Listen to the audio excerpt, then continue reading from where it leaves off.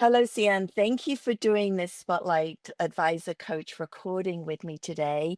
As we know, our new Churchill Advisor Coach solution is all about giving senior executives, C-suite minus one, maybe SVPs and board members, an opportunity to work with a really confidential thought partner that can help them in two ways. One, coach them to help them grow as a leader in terms of mindsets, leadership skills, behaviors, but also advise them on specific business challenges, opportunities, the things that they're struggling with right on their desk right now, and they need more urgent solutions and a thought partner with. Knowing that ultimately the decision of any business opportunity or challenge still rests with the leader. They keep that full autonomy and responsibility. So I'm going to ask you a few questions. The first question is, in general, when you work with senior leaders, what business challenges, the advisory side of advisor coaching, do you think that this new solution advisor coaching is best designed to help executives navigate? So this response can be not just the ones that you help them navigate specifically based on your experience, but just in general, what are executives facing nowadays where they need help?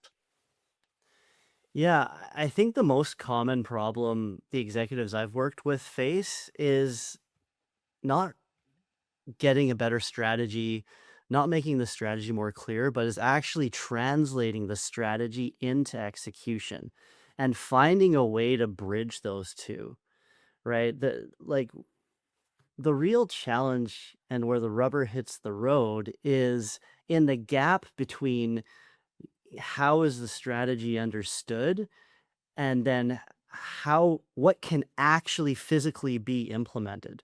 So for example, like I work in AI and technology a lot, and I work with a lot of CEOs who have brilliant ideas and a beautiful vision. It's crystal clear in their minds.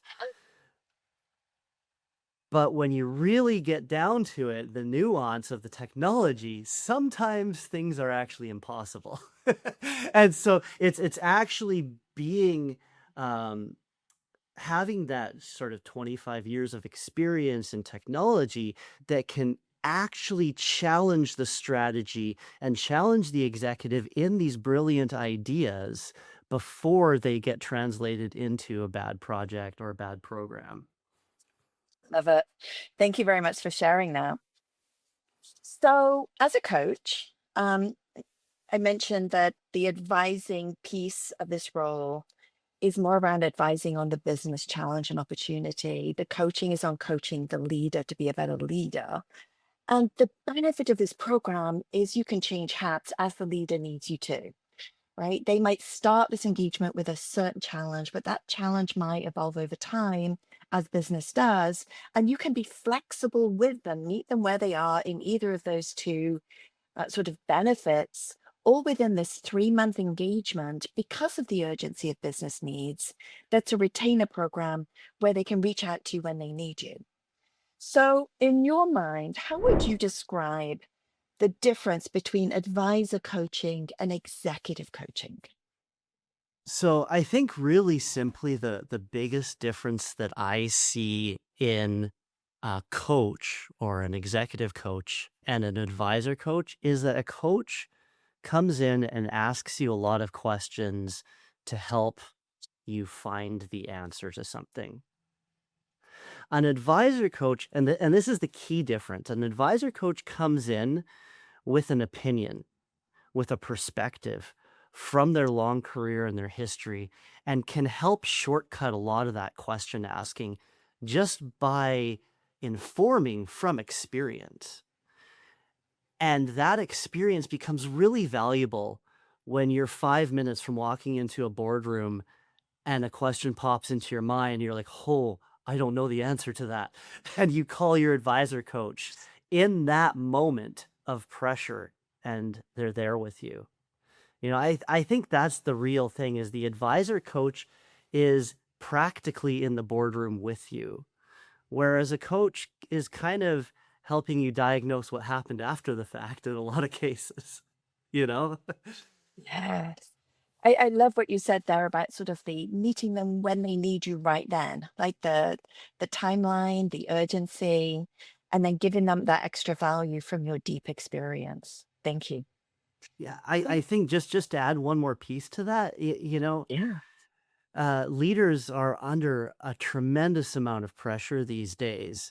And I think one of the things that we as advisor coaches add is that we help that leader feel confident under that pressure because we've got your back. Confidence, speed, thought partnership with ideas and perspectives, and consider this risk, consider this option, right? Thank you. Now let's talk a little more about you. Um, Based on your background, your operating and leadership experience, if someone was looking to work with you as an advisor coach, the coaching piece is given, right? You are, as a certified experience coach, you're going to help them be a better leader to do some of this stuff. But what is that business advisory specialty space that you bring to the table? Well, I bring a quarter century of experience as a CTO, anywhere from startups to government to large multinational enterprise. So I've done projects right from fintech to edtech to SaaS. I've worked in advisory with biotech firms. And most recently, my most recent claim to fame was a CTO with a large multinational that had 120 multi-million dollar companies under it. And as a CTO, I would yeah, I know. I would parachute into a different executive team every day. Every day. New executive team, new C-suite, new COO, new CEO, new marketing team. And they'd be like, here's all our technology. Come help us fix this. So Complexity. complexity, and it's not even, it's a multinational, 120 companies, and they spanned different industries because the billionaire who owned this company was like diversified across every dimension you could imagine. So you get to understand really quickly the common patterns, like I got to understand really quickly the common patterns that the C-suite is challenged with from a technology perspective, right? And at the end of the day, technology, this goes back to my earlier answer where we're talking about like, hey, I've got this strategy and like something's happening over here in the implementation and I don't know what it is. It's like a lot of times the if you're talking directly to engineering and you don't have that executive technical bridge, something's getting lost in translation, and the place that I've played since I was 20 years old is in that translation, right? I speak executive, I speak business, and I speak deep technology. So I know how to challenge the engineering leaders, and I know how to challenge the vision to ensure that there's cohesive alignment so that when execution happens, it's smooth. That is a beautiful way of saying the difference again between executive coaching and how far that can go, and advisor coaching and the additional value that that adds. Thank you so much. Appreciate that. Love your experience. Okay, so think back, and maybe you want to speak to the example you just gave, by all means do, of a success when you played the role, when you've been in the role of advisor coach for a executive client that you can share with us a success for that leader, particularly on the advisory side. They may have grown as a leader, which is great, and feel free to speak to that, but really speak to the advisory value you bring and the benefit, the success that meant for that leader or their organization. Um, Share an example like that of success and also how you knew that it was successful, please. Yeah, okay. So it was the one where I was with this billionaire and got parachuted into all these different companies. And then eventually, one of the executive vice presidents came to me and said, hey, Cian, we've got this massive AI transformation happening in our central support group.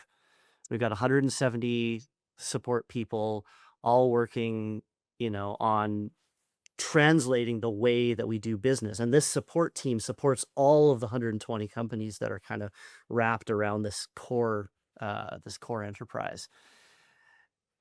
And this thing's been going on for 6 months, and it's kind of stuck.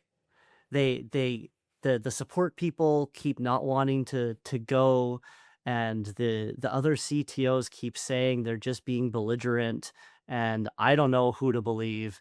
Can you help me out? Right. So my approach to these sort of things is to go in with no blame.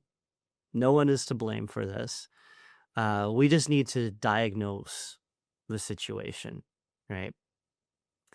And so I challenged him on the belligerent piece. I was like, you know what? Maybe they're actually protecting something we don't understand. He's like, okay, fine, just like help me out here. Right? Um, so we got the central support team on board, and we actually started just asking them, like, why is this not moving forward? Where do we need to go? And what is the problem with this sort of beautiful technical strategy, and why isn't it actually getting adopted? And at the end of the day, they were protecting the fact that they could not keep up the pace of tickets that they have while a change is being implemented that has not been tested to like keep those volumes, right? So they're like, we can't test this thing in production, and we have no numbers or any. So it was really like a matter of trust, right? And so at the executive level, they're like, just stuff's not moving. The CTO level is like, hey, this thing's beautiful, let's just move it in. And the customer support level is like, hey, we are in flight here, and we're measured. If these metrics drop, we all get fired. So we're not going to let you break our metrics. Uh, and so we had to come up with strategy, the executives and myself and the CTOs and the support people, to meet all of those challenges together. And like it was really it just, at the end of the day, like everyone had to talk to each other and actually listen to what was being said. So I'd say the CTOs that were involved, that I was kind of coach advising there, needed to, instead of just trying to say, hey, this is good tech, it works, had to listen and understand what the support team wanted. And the executive needed to not paint people as belligerent and go in and diagnose the problem. And so at the end of the day, it was just miscommunication. It was just people not listening and people not having enough time. And at the executive level, you have like maybe 20 minutes to diagnose this problem, and then you're on to Right, the next yeah. the next thing. Um, so it's way too easy just to paint someone as bad, and then just say, like, we just need to make them do it.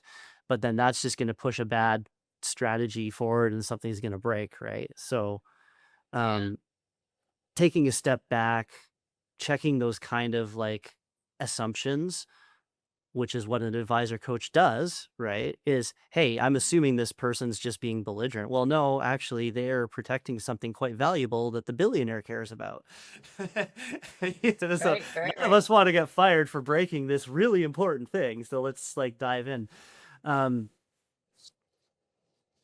the way that we knew it was successful is that within the next 3 months, we had the entire AI system ramped up within a smaller group of support people, and their capacity to make tickets go at the same rate was comparable, and that 6 months later it was actually exceeding the others. So Thank you. Yeah, Okay, so exactly. final question. So, Cian, do you have any final thoughts around the value of advisor coaching or the value you bring to advisor coaching that you would like your audience to hear? You know, the best leaders I've worked with don't really need someone to tell them what to do. They just need someone to help them see clearly and make a decision faster. And that's something that I provide is clarity that comes from a quarter century of working with executives and technologists. I can see things inside of the technology and inside of the business so clearly that it kind of relieves the leader from needing to know the what, and Mm. then they can just figure out the direction. Yes. Yeah, sort of what I'm hearing a little there is like they want to pressure test what they think they should do, and you give them the confidence and further clarity for them to be able to move forward because of your experience and depth, and because you can see sort of both perspectives, the business and That's the right. people piece. So That's right. thank you. Yeah. Yeah, they need All someone to right. help them see clearly, decide faster, and execute with confidence. Fabulous.